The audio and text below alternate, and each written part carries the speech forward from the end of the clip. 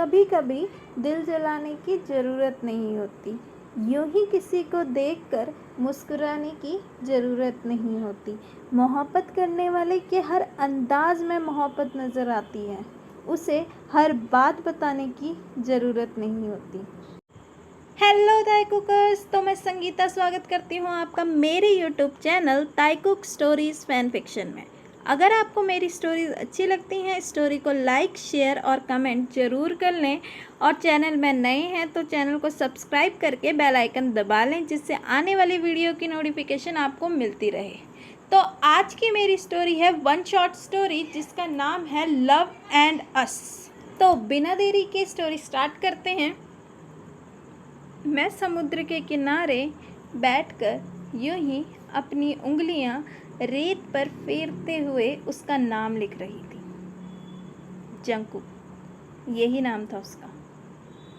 ये मैंने 10वीं बार उसका नाम वहाँ पर लिखा था, पर पता नहीं कहाँ से एक लहर आकर उसका हर बार नाम मिटा देती थी और फिर से समुद्र में चली जाती थी। उन लहरों की वजह से हल्के हल्के मेरे पैर भी गीले हो चुके थे। उन गीले पैरों में जब भी कोई ठंडी हवा छूकर गुजरती थी तो कुछ ऐसा लगता था जैसे वो मुझसे कुछ कहना चाहती हैं।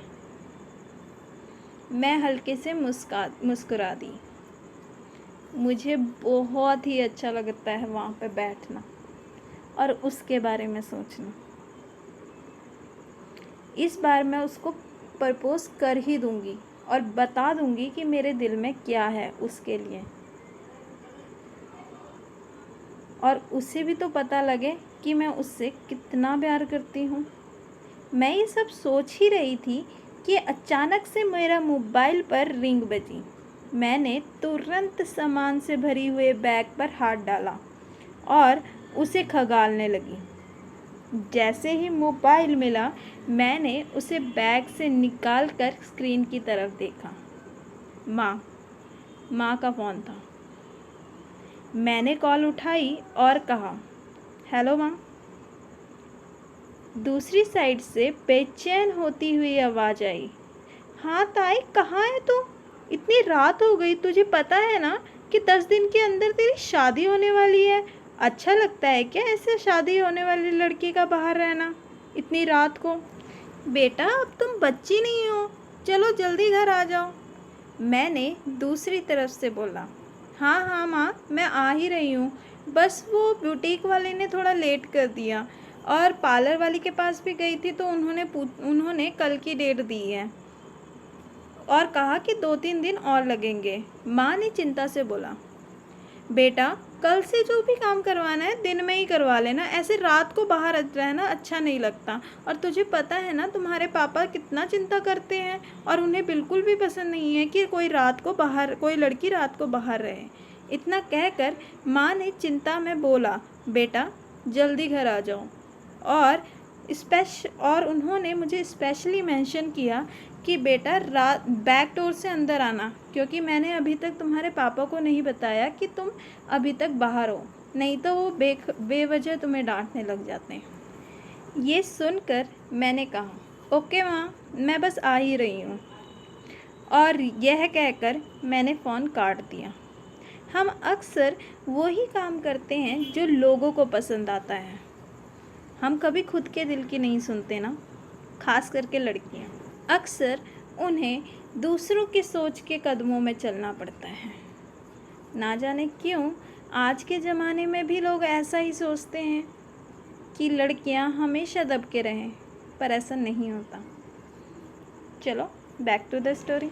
मैंने फटाफट अपना फ़ोन बैग में डाला और अपना सामान बंद करके वहाँ से चल दी।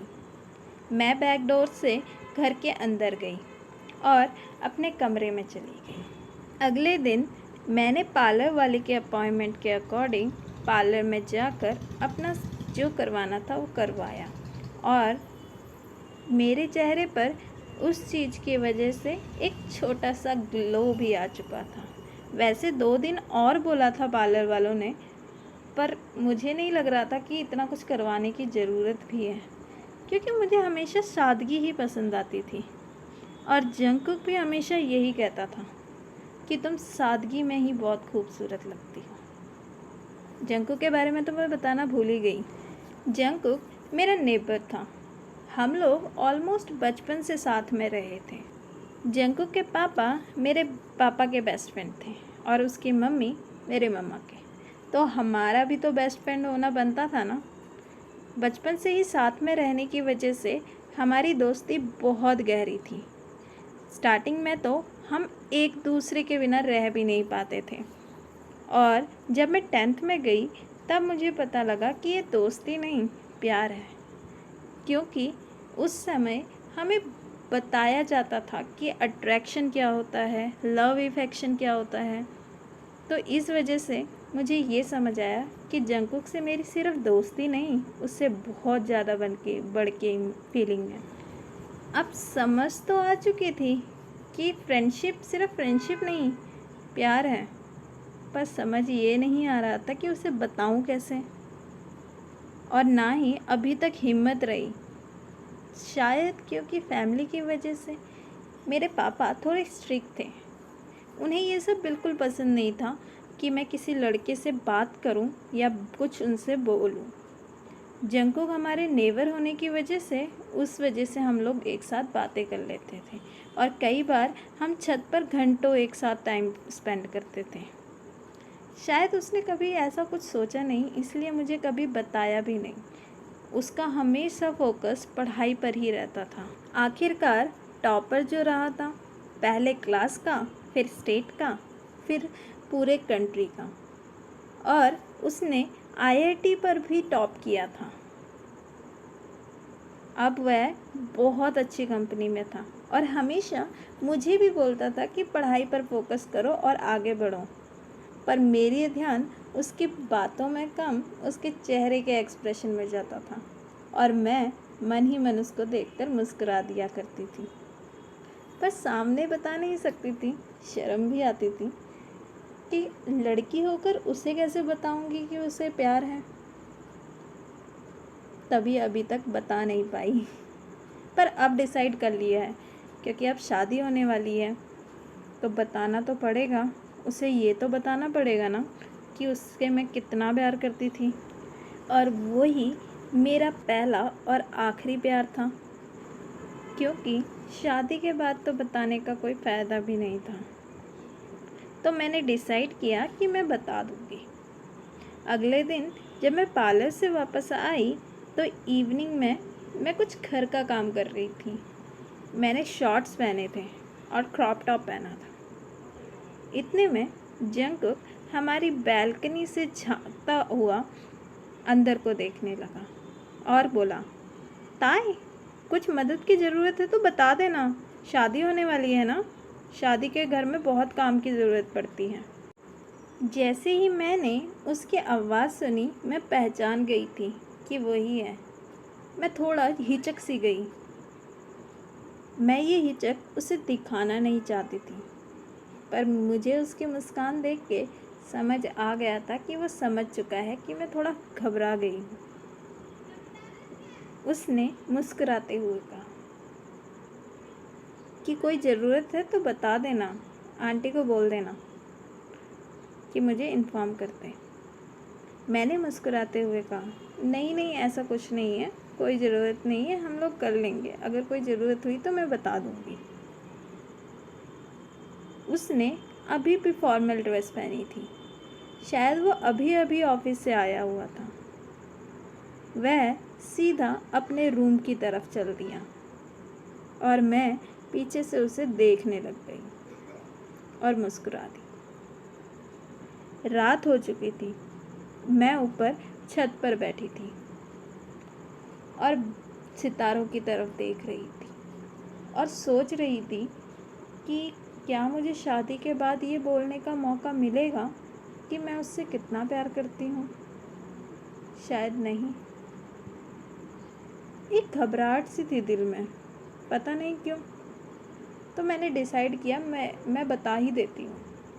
मैंने अपनी छत से दीवार लगी हुई उसकी छत को पार किया और सीधा जाकर उसके रूम के दरवाजे को खटखटाया। उसका रूम छत पर ही था और अकेला था। तो मैंने जब उसे खटखटाया, अंदर से उसने दरवाज़ा खोला। वो उसने शर्ट नहीं पहनी थी। मैं उसको देखकर घबरा गई और हकलाती हुई बोली, वो मुझे तुमसे कुछ बात करनी थी। मुझे बेचैन देखकर उसने तुरंत कहा, हाँ ताई, बोलो क्या हुआ इतनी रात को। मैंने कहा कि मुझे समझ नहीं आ रहा था कि मैं बोलूँ कैसे, और उसे शर्टलेस देख के तो मेरा दिल इतनी ज़ोर ज़ोर से धड़क रहा था जैसे कि वो अभी निकल के बाहर आ जाएगा। मैंने हकलाते हुए हिम्मत करके बोला, वो मेरा दिल नहीं कर रहा था रूम में बैठने का अकेले, तो मैंने सोचा तुमसे कुछ बात कर लूँ। तुम फ्री हो ना? उसने पीछे मुड़ते हुए कहा, हाँ हाँ मैं फ्री हूँ, और अपनी शर्ट पहनी। शर्ट के बटन नहीं लगाए, सिर्फ ऊपर से पहन ली थी। मैं उसके बस बॉडी को देखती रही। वो बाइसेप, वो मस्कुलर बॉडी कहीं ना कहीं मुझे अट्रैक्ट कर रही थी। मैं उसके रूम को देखने लगी।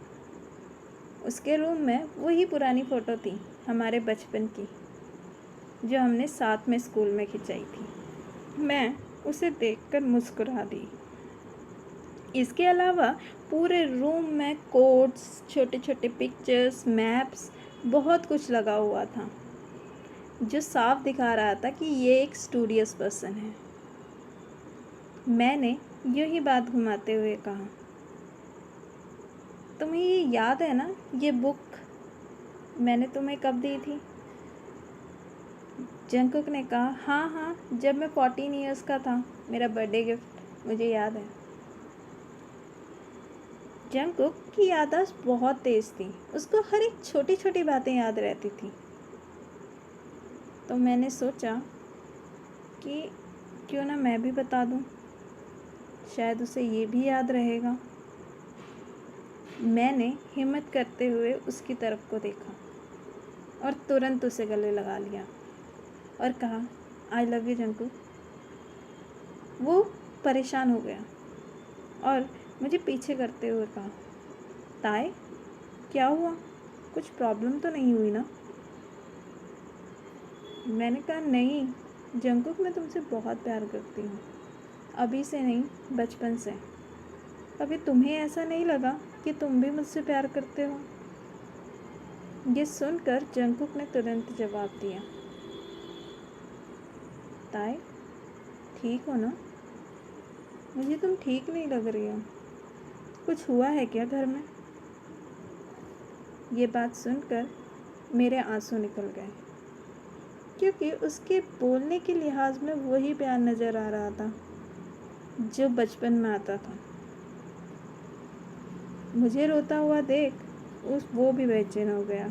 उसने फिर से मुझे गले लगा लिया। ताई, मैं भी तुम्हें बहुत प्यार करता हूँ, पर मुझे बोलने की कभी हिम्मत ही नहीं रही, और तुम्हारे पापा से डर भी बहुत लगता था।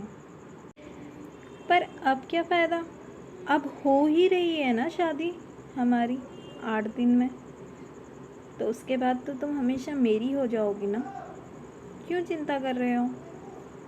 और वैसे भी अब ना ही बता के फ़ायदा था। जंकू की ये बात सुनकर मैंने कहा, क्यों नहीं बताने की ज़रूरत थी?